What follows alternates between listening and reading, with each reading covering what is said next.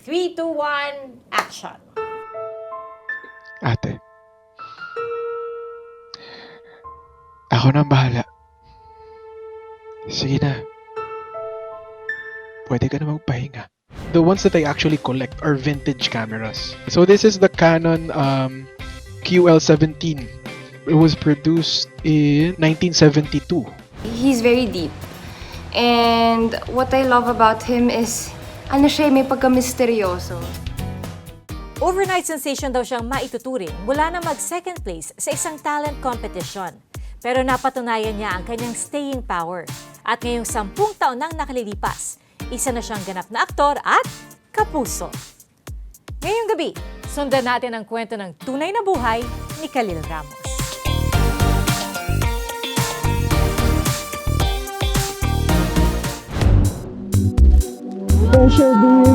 Talaga namang love is in the air, lalo't papalapit na ang araw ng mga puso.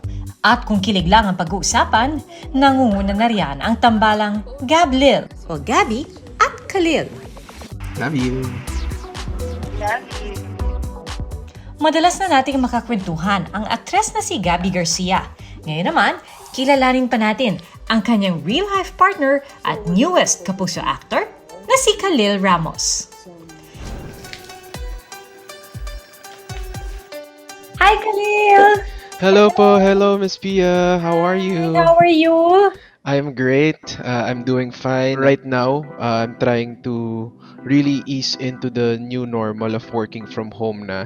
So parang feeling ko this year, I'd be doing this a lot. I'm also preparing for a mini-series that I'm doing for GMA News and Public Affairs, ang Love You Stranger. So I'm getting ready, building my character, doing all the homework as an actor. Nako, good news yan. Dapat talaga. Yes po. Ng taon, marami nang ginagawa. Yes, I'm in my house. So actually ito yung work from home setup ko, pero I've yet to more personalize it pa. Ipinanganak si Khalil noong January 22, 1996 sa Parañaque City. Panganay siya sa 2 magkapatid. Kapwa negosyante ang kanyang mga magulang. What was your childhood like? It was a really fun childhood growing up, also especially with my parents. I was an only child for 7 years. So medyo mahaba yung agwat namin ng brother ko. So that first 7 years was actually a really really fun experience growing up with. Baka lonely ka. Lonely. Fun, yeah. It became more fun with my brother. Nagkaroon ng ibang dynamic. Pero kasi my parents, they're really just like, parang best friends ko lang talaga sila. Khalil as a brother, it's super noisy. Super siya makulit in the house and everywhere he goes, even in public places, as long as I'm there. Because ako lagi pinapagtripan niya. But he's a very supportive brother in everything I do. I would remember vivid memory siya. When I was a little kid, my mom would always tell me that I'm your best friend. We're gonna do everything together. We're gonna, explore the world together. We're gonna go to Disneyland together. So ganun yung dynamic namin. And growing up until now, actually, our family dynamic is para kaming mag-best friend. Bata pa lang siya, he already knows what he wants. He's super witty and very, very active. Super likot. He cannot just stay in one place. Bata pa lang, mahilig na raw si Khalil sa musika. Bagay na tila namana niya sa kanyang daddy Joselito. I remember when I was young, my dad, he would invest in good quality music players. He wants to teach me everything that he knows. So bata pa lang ako, naalala ko noon, siguro I was very young, 8 to 10 years old. He would show me how to set up an AVR system. Wow! He would Nagagawa teach mo me. naman. Yes, nagagawa ko naman. And I'm very thankful to have learned that at a very young age. Nung analog days pa. He loves to sing. At the age of 5, that's where he started singing. Hanggang mag-high school. High school, that's where he started joining mga contests na nanalo naman. Sa murang edad, todo na ang pagpapakitang gilas niya sa pagkanta. Bata ka pa lang ba? Pangarap mo na maging isang performer? My very first performance in front of a large crowd was when I was 5 years old. Kindergarten graduation namin yun. Siguro my teachers nun, they saw how I really liked, singing and performing and entertaining people. I was a kid pa lang. I loved telling stories through this medium.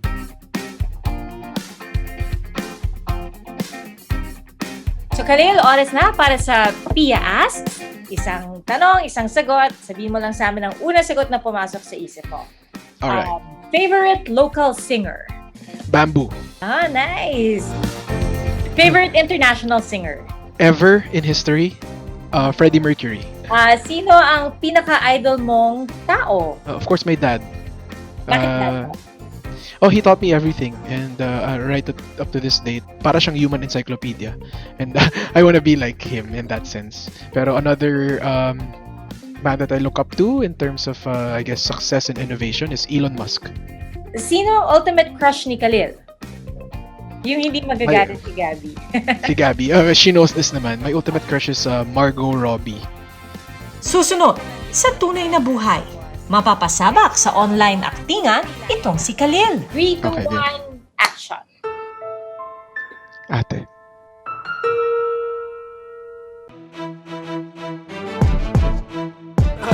Let's all welcome Khalil Ramos. Magandang umaga. Andito kami. Magandang gabi to. Gabi ba to? Sorry. Una nakilala ng mga Pinoy si Khalil Ramos nang sumali siya sa isang TV talent competition show noong 2011 kung saan siya ang nagwagi ng second place. Ang exposure daw ni Khalil sa contest na yon ang nagbukas sa kanya ng pintuan ng showbiz. I also had dreams of becoming an artist, but not really to the point of working towards it. So I had this opportunity, and for me, it was just really take it or pass on it. So I took it just without thinking of anything. Leap of faith. I would always describe it as a leap of faith. Mula pagkanta, ang pag-arte naman sa harap ng kamera ang sumunod na pinagkaabalahan ni Khalil.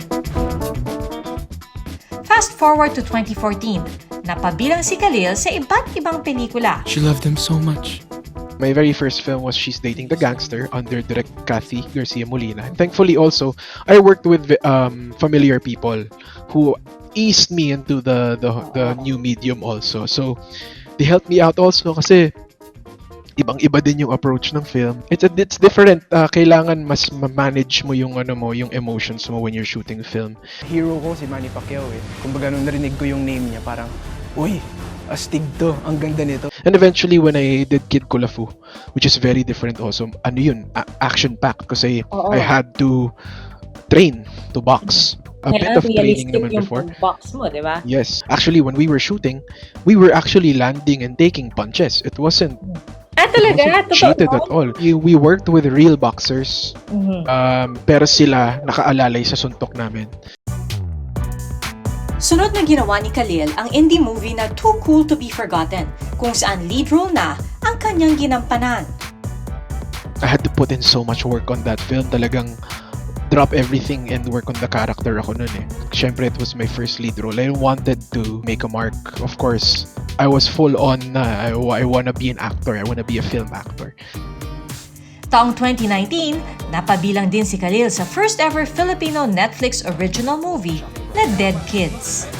We were super happy, and right now, what kinda always puts a smile on my face is that film will be there for forever.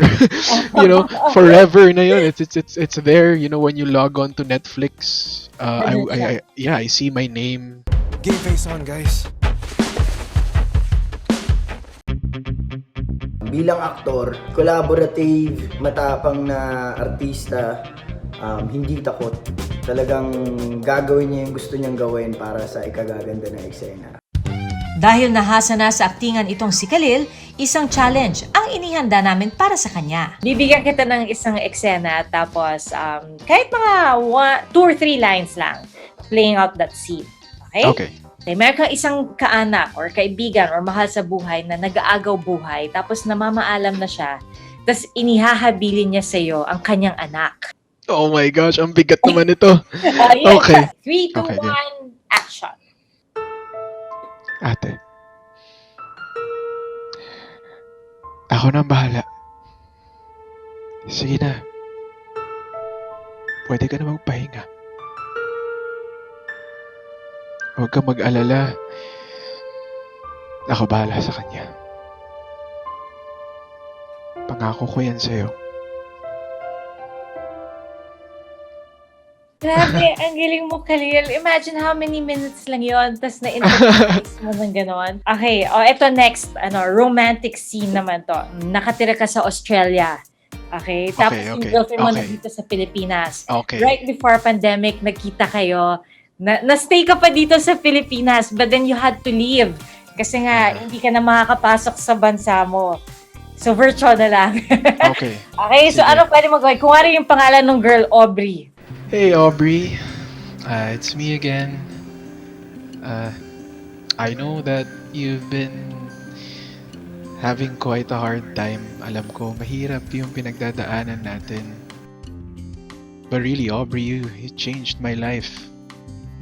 I never in my life would have thought that me miles away from you talking through this webcam, I would feel this way.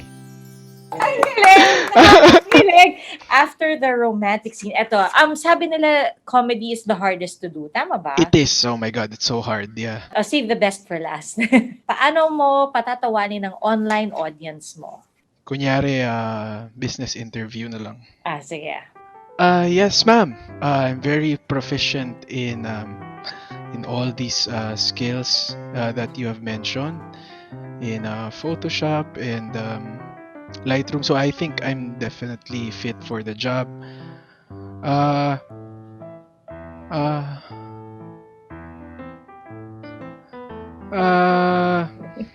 Ma'am, hold on ha. I'm very sorry. I'm very professional, ma'am, but I just need to wait a minute, okay? Wait a minute. Ayun. Booking na naka-shorts. Ang galing ha? Galing. Thank you, Sobra. thank you. From singing to acting, ano naman kaya ang sumunod na naging interest ni Khalil? Well, mukhang na-fascinate din siya sa trabahong behind the scenes. Kaya naman taong 2016, kasamang ilang business partners, binuo nila ang Limitless Productions. People told me na, why not just make your experience your learning ground? You're there anyway, so why not just take that an extra mile, just not as an actor? Why not go to sets talaga with the purpose of learning visual storytelling? So that's what I did na lang. That's what I substituted to my college.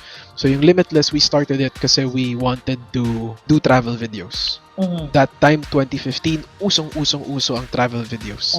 And then eventually it became a company because we landed clients that would actually pay for our services na.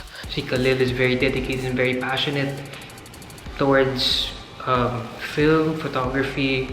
I also genuinely believe that he has the eye for it because not everybody's born that way. Not everybody's born with that kind of eye, that kind of artistic view that he has. Ipinakita rin sa amin ni Khalil ang ilan sa kanyang koleksyon. Mga bagay na ginagamit niya sa kanyang paboritong hobby na naisip na rin niyang seryosohin. Khalil, nabanggit mo na meron kang love for photography. Yes. Na-expand mo na ba ang iyong camera collection? Actually, the cameras that I actually use professionally, they're right behind me. But itong mga to, these are the digital equipment. Wow! Dami na rin ha. Ilan yan? Just a couple of lenses, I think 3 cameras. Pero parang for me kasi, they're not like collectibles because they're workhorses eh. Yeah, they're workhorses. The ones that I actually collect are vintage cameras. So I have a couple of actually ito na yun. This is my collection. So this one, it may look very familiar. Naalala ko yan from nung bata pa ako. Yes. So actually, this camera, it's called the MJU2. It's a point and shoot. So this is a type of camera. This is the easiest to use. You literally point and shoot. It has film here sa likod. Oh! And then next is eto. This is what they call the SLR. So this is my first film camera. Oh, okay. This is the Minolta X700. Actually, gift to sa akin 1981. Wow! Yeah, 1981 model shot. And then next, this one is a camera that I got in mint condition. So this is the Canon QL17. It was produced in 1972. And last but not the least, this is my biggest camera. Para siyang heaviest din. heaviest din. It's actually a bit hard to use. Para siyang weapon na halos. Sa pagbabalik ng tunay na buhay, He's very deep. And what I love about him is, siya, may pagka-misteryoso.